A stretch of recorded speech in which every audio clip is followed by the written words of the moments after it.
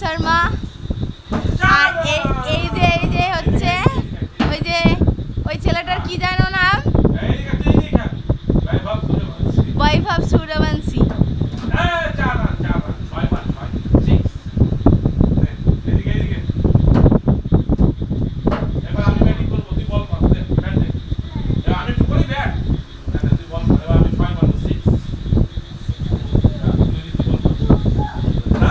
আর